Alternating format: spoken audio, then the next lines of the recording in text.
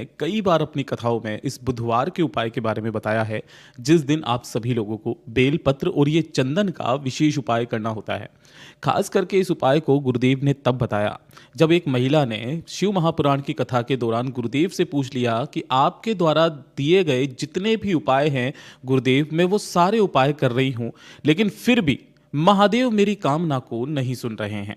मैंने उपाय भी किए, व्रत भी किए, मैंने दान पुण्य सत्कर्म सब कुछ करके देख लिया, लेकिन मेरी इच्छा, मेरी हृदय की बात शायद महादेव तक नहीं पहुंच रही है।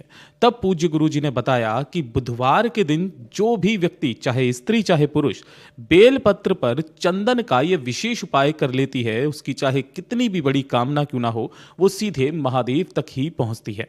इसीलिए गुरुदेव की कथा से सुनकर और समझकर इस पूरे उपाय को बहुत आसान भाषा में आप सभी लोगों को बताऊंगा।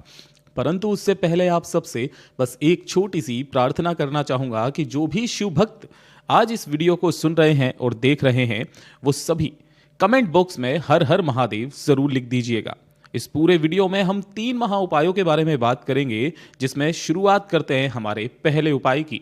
यही वो पहला उपाय है जिसे गुरुदेव ने कहा था कि जो भी भक्त अपने पूरे सच्चे मन से बेलपत्र पर चंदन विशेष तौर पर लगा करके इस उपाय को करेगा, उसकी कामना सीधे महादेव तक पहुंचती है।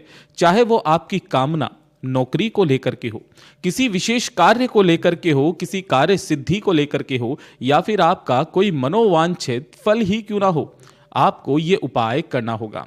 और कितनी बार कैसे करना होगा, इसे पूरा ध्यान से सुनिएगा। इस उपाय को करने के लिए आपको एक बेलपत्र की आवश्यकता होगी। अगर आपको नहीं मिलता है तो भोलेनाथ की शिवलिंग के पास जब आप जाएंगे, तब शिवलिंग पर से एक बेलपत्र आप उठा सकते हैं, उसे स्वच्छ जल से धो करके काम में ले सकते हैं। साथ ही साथ आपको चाहिए होगा मात्र एक चावल का दाना, जो होना चाहिए अक्षत। अक्षत अर्थात पूर्ण चावल का दाना होना चाहिए, कहीं से भी खंडित नहीं होना चाहिए। और सबसे महत्वपूर्ण जो आपको लेना है वो लेना है लाल चंदन। अब लाल चंदन के बारे में मैंने कई बार अपने वीडियोस में आप सभी लोगों को बताया है कि ओरिजिनल चंदन रखा कीजिए। इस तरीके से जो लकड़ी का टुकड़ा होता है, इसे चाहे घिस करके 1 या 2 बूंद ही क्यों ना आप काम में लें, लेकिन वही चंदन काम में लिया कीजिए। तो बेलपत्र, एक अक्षत यानी कि चावल का दाना और लाल चंदन के साथ में मात्र 1 लोटा शुद्ध जल लेकर के आपको अपने घर का पहुंचना होगा देवादिदेव महादेव के मंदिर शिवलिंग के पास में। आपके आसपास जो भी छोटे से छोटा ही शिवलिंग क्यों ना हो, वहीं पर आपको पहुंच जाना है। यहां पर पहुंचकर हमेशा की तरह बताऊंगा, शिवलिंग के पीछे की तरफ आपको आसन लगा करके बैठ जाना है, जिससे आपका मुख उत्तर दिशा की तरफ में होगा। जो पूजा पाठ अर्चना आप करते हो हमेशा की तरफ बिल्कुल वैसे ही कीजिएगा, लेकिन जब इस उपाय को करने की बात आएगी, तब आपको सबसे पहले जो 1 लोटा शुद्ध जल लिया है, उसी 1 लोटे शुद्ध जल से भोलेनाथ की शिवलिंग के ठीक शीर्ष पर समर्पित करके भोलेनाथ की शिवलिंग का जलाभिषेक करना होगा। जलाभिषेक कर देने के पश्चात इस पूरी शिवलिंग को आपको अच्छे से अपने दोनों हाथों से साफ कर देना है और स्वच्छ करके पूरा जल जो जलाधारी पर रखा हुआ है उसे निकाल देना है। निकाल देने के पश्चात जो 1 चावल का दाना आपने लिया है, उसी 1 चावल के दाने को अपने दाहिने हाथ की हथेली पर इस तरीके से आपको रखना होगा। यहाँ हथेली पर 1 चावल का दाना रखना और अपना नाम और गोत्र बोल करके भोलेनाथ की शिवलिंग के ठीक शीर्ष पर इस चावल के दाने को पहले समर्पित कर देना होगा। इसके बाद जो आपने यहां पर बेलपत्र लिया है, इस बेलपत्र पर चंदन लगाने का विशेष कार्य सुनिएगा। जो आपने लाल चंदन लिया है, उस लाल चंदन की 1 बिंदी बीच वाले बेलपत्र की चिकने हिस्से के तरफ आपको अंग का संबोधन अर्थात 1 बिंदी बनानी होगी। और उसी के पश्चात ये वाली जो डंडी होती है, जहां से ये दोनों बेलपत्र की नीचे वाली पत्तियां जुड़ी हुई रहती है, इस पर आपको लाल चंदन लगाना होगा। ये वाले जो विशेष स्थान के बारे में पूज्य गुरुजी ने कहा कि यह मैया पार्वती जी का स्थान होता है और बीच वाली पत्ती महादेव का स्थान होता है। जब आप इस जगह पर लाल चंदन लगाते हैं तो आप शिव और पार्वती का मिलन करते हैं। और जिस समय पर आप यहां पर लाल चंदन लगा रहे होगे, आपको अपनी कामना कहते रहना है। और इसे कह देने के पश्चात इसी बेलपत्र को जो 1 चावल का दाना आपने समर्पित किया है, उसी के ऊपर इस तरीके से समर्पित करना कि डंडी जलाधारी की तरफ हो और बीच वाली पत्ती आपकी तरफ हो। अपनी कामना कहकर जो भी व्यक्ति बुधवार के दिन इस वाले उपाय को करना स्टार्ट कर देता है, ज्यादा से ज्यादा 21 दिन महादेव ने चाहा तो उसकी वो कामना जरूर पूरी होती है। पूज्य गुरु जी का बहुत अद्भुत और अचूक उपाय है, जरूर से कीजिएगा। दूसरा वाला उपाय ये खास करके मेरी उन सभी माताओं बहनों के लिए है जो कि अपने परिवार के लिए बहुत ज्यादा चिंतित रहती हैं। अब वो परिवार में अपने बच्चों के लिए या फिर अपने पति के लिए या फिर अपने घर के सुख शांति समृद्धि के लिए। पूज्य गुरु जी ने कहा कि जो भी माता ये सोचती है कि उनके बच्चों का भविष्य हमेशा उज्जवल रहे, वो पढ़ाई लिखाई में एक नंबर से आगे बढ़ते रहे, हमेशा होशियार हो, उसके पति की तरक्की, उसकी पति की आयु हमेशा बढ़ती चली जाए, कभी भी उसका पति नीचे ना गिरे, तब आपको एक काम बुधवार के दिन निश्चित रूप से करना होगा। पूज्य गुरु जी ने कहा कि एक बेलपत्र आपको लेना है जो कहीं से भी खंडित कटा फिटा ना हो, और साथ ही साथ एक लोटा शुद्ध जल अपने घर का तांबे के कलश में लेना है। लेकिन इस कलश में आपको थोड़ा सा गंगा जल मिलाना होगा, अपने ही घर पर जो भी आपने थोड़ा सा रखा हुआ है। 2 से 4 बूंदे गंगा जल मिलाकर इस एक बेलपत्र को लेकर आपको भोलेनाथ के मंदिर में पहुंचना है, शिवलिंग के पास में। मैं यहां पर शिवलिंग के पास ही जाकर के आपको बताता हूं और इन सभी चीजों को मिटा करके शुरुआत से उपाय को समझा देता हूं।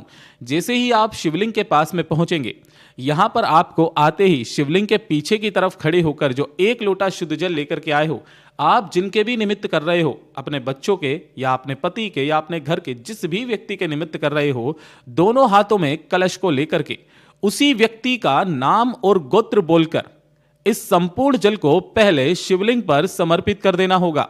और जो भी जल जलाधारी से बहकर नीचे की तरफ आए, उसी जल को उसी कलश के अंदर आपको एकत्रित कर लेना होगा। एकत्रित कर देने के पश्चात जो आपने एक बेलपत्र लिया है, इस एक बेलपत्र को महादेव की शिवलिंग के ऊपर शीर्ष पर आपको समर्पित करना है। समर्पित करके इस बेलपत्र को यहां से उठाना और उठा करके नंदी भगवान का जो ये उठा पैर है, इसी उठे वाले पैर से आपको स्पर्श करा देना है। और स्पर्श करा करके इस बेलपत्र को लेकर के आपको उसी कलश के अंदर डाल लेना होगा जिस जल को आपने जलाधारी से रोका हुआ था। बस अब क्या करना है, इस बेलपत्र और इस जल को लेकर के अपने घर पर पहुंचना है।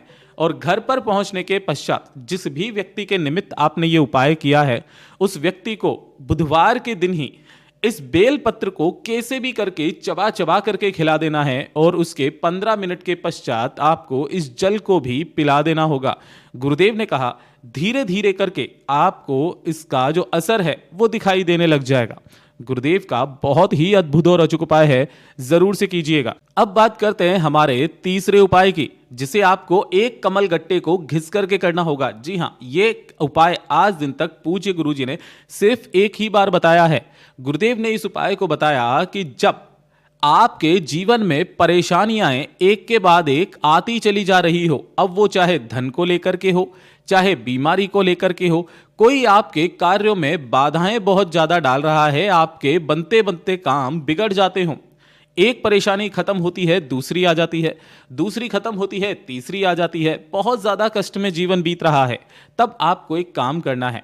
ये जो कमल गट्टा होता है, मात्र एक कमल गट्टा लेना है। इसके 2 भाग होते हैं। एक होता है ये नीचे का हिस्सा, अगर आप ध्यान से देखोगे तो आपको क्या करना है, किसी भी एक कमल गट्टे को लेना है इस तरीके से। ये इसके ऊपर का भाग हो गया, और ये जो नीचे का भाग है, इस नीचे के भाग को किसी भी एक पत्थर पर आपको घिसना होगा।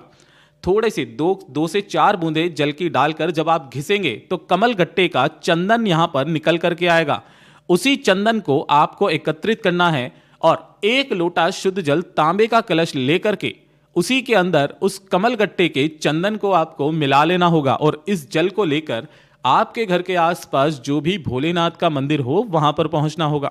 यहां पर पहुंच करके अपना नाम और गोत्र बोलकर शिवलिंग के पीछे की तरफ खड़े होकर के इस संपूर्ण जल को भोलेनाथ की शिवलिंग के ठीक शीर्ष पर आपको समर्पित कर देना होगा। श्री शिवाय नमस्तुभ्यम मंत्र का स्मरण करते हुए किनके नाम से करोगे, वो करोगे कुंदकेश्वर महादेव के नाम से।